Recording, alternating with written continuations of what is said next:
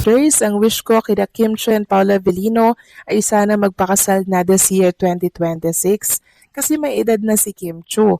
Parang may anak na silang dalawa ni Paula Avellino. Tutal nagmamahalan naman sila. Sayang kung panay trabaho si Kim Chiu, para saan yun ba? Masayang masaya kami, Ma'am Ders, kung sakali man na magdadalang tao na si Kim Chiu sa taon na ito. It's blessings for her kasi ang daming kinasal na gusto magkaroon ng anak. Subalit di sila pinagpapala, Ma'am Ders. Sayang, Ma'am Ders, kung wala siyang sariling pamilya. At ito ang pinagdarasal ko lagi para sa kanilang dalawa. Kim Pao forever.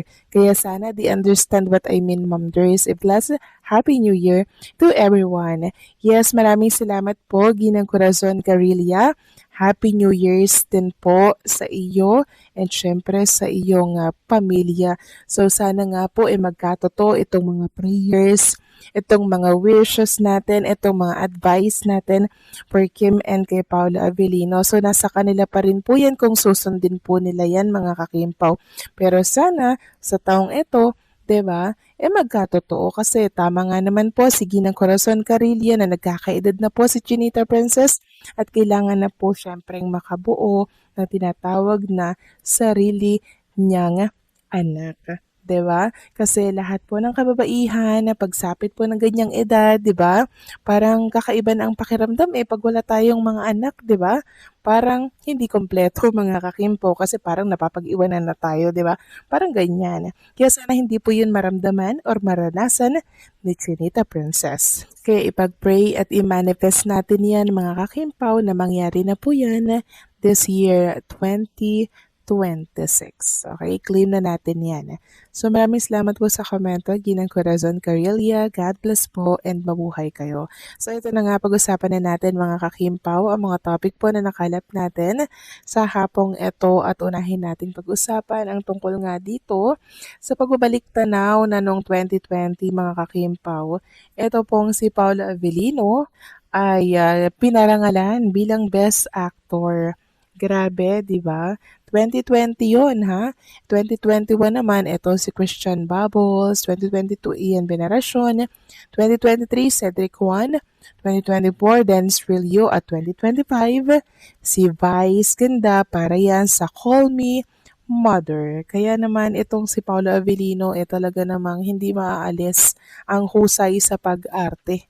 Kasi talagang meron po siyang napatunayan, katulad po ni Chinita Princess. Kaya sa mga bashers dyan na nagsasabi na ginagamit lang daw si Kim Chiu, si Paolo po, mga kakimpaw, meron niyang pangalan talaga na binuo, 'di ba? Sa dekada niyang itinagal dito sa showbiz. Kaya please lang, maging maingat sa pagsasalita.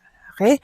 Samantalang next topic naman tayo, pag-usapan natin ang good news for Kim and syempre kay Paolo Avellino. So ito po, may picture tayong nakita na stolen shot, mga kakimpaw.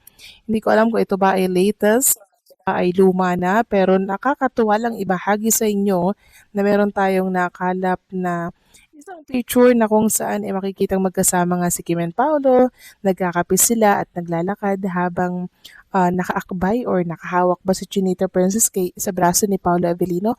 Basta galawang magdiyosawa na to, mga kakimpaw, and alam ko kinikilig kayo at namimiss nyo na si Kim and Paolo Avellino kasi ilang araw na po silang hindi nagpaparamdam. So relax lang kayo dyan, mga kakimpaw, dahil sasagutin or sagutin natin yung mga update sa kanila. Okay?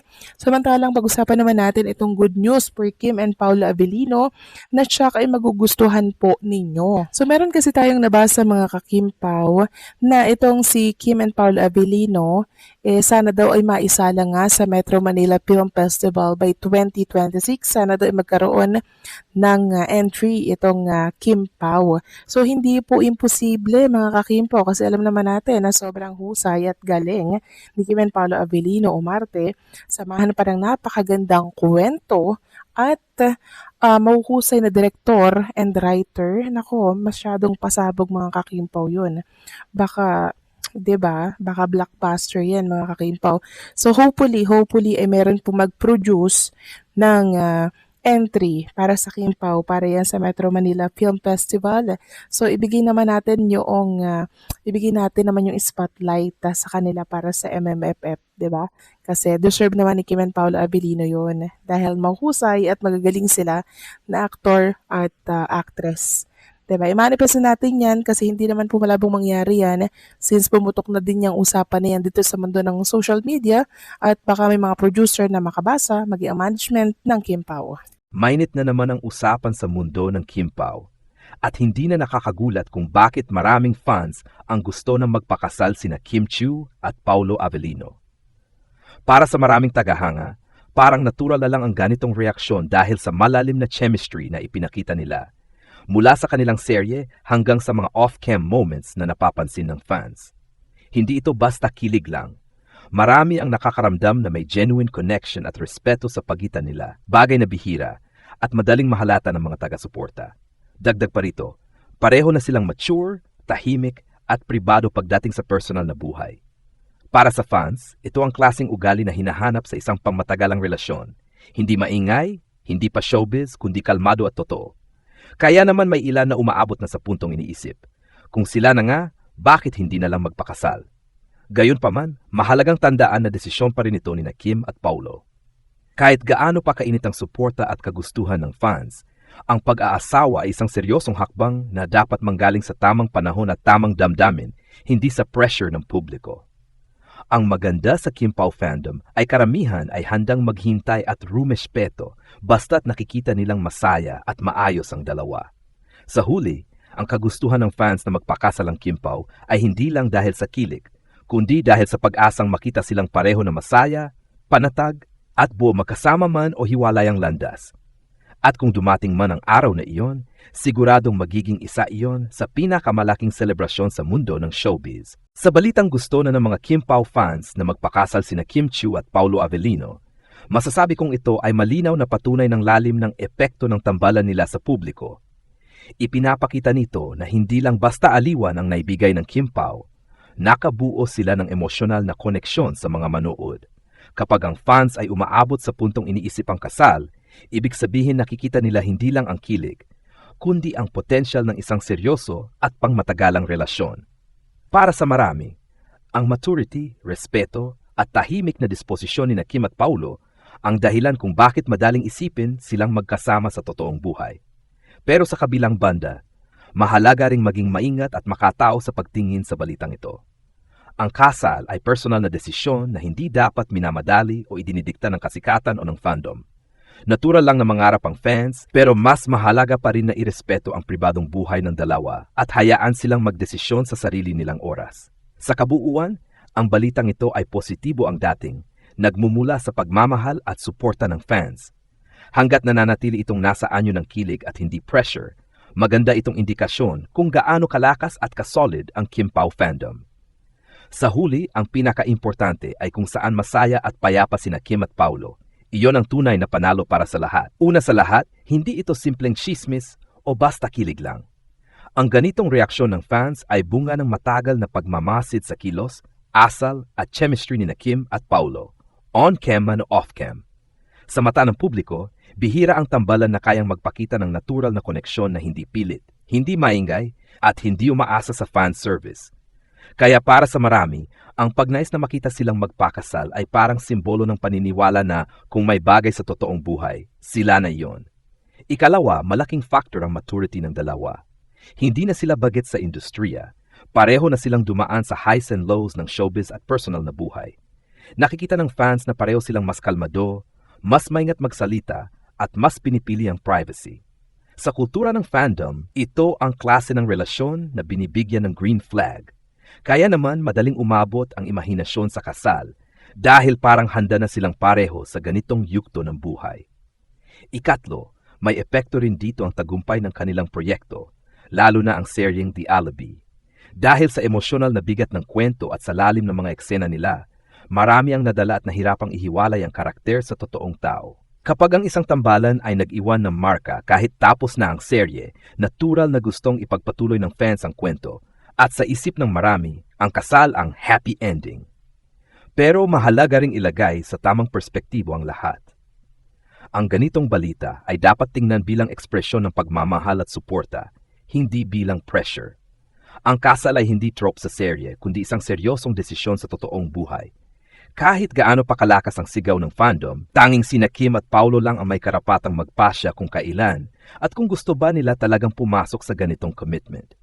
Sa isang mas malalim na punto, ipinapakita rin ng balitang ito kung gaano kalakas ang impluwensya ng fandom culture ngayon.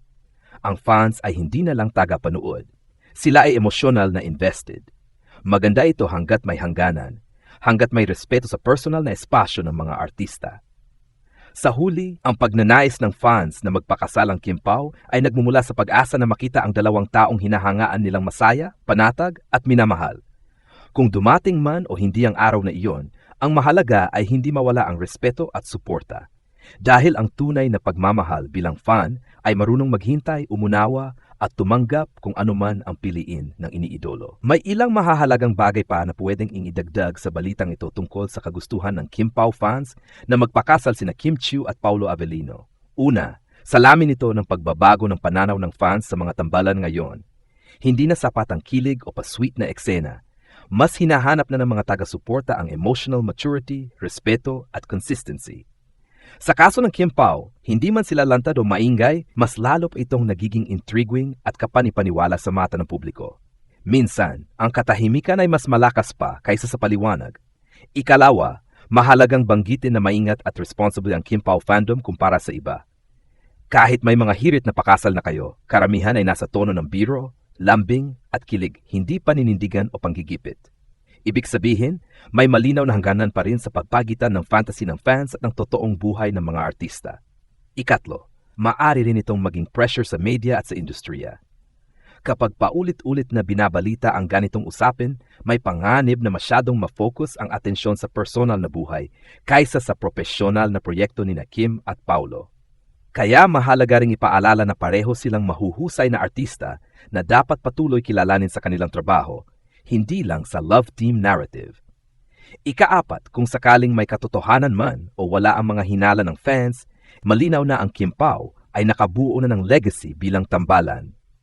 Kahit walang kumpirmasyon ng relasyon, ang epekto nila sa audience ay totoo at pangmatagalan, at iyan ay bihirang makamit sa panahon ngayon. Sa huli, ang dagdag na punto sa balitang ito ay simple pero mahalaga. Ang tunay na sukatan ng suporta ay hindi kung gaano kalakas ang sigaw ng pakasal na kayo, kundi kung gaano kahanda ang fans na igalang ang katahimikan, desisyon, at kaligayahan ni Kim Chiu at Paulo Avellino. Ano mang anyo nito?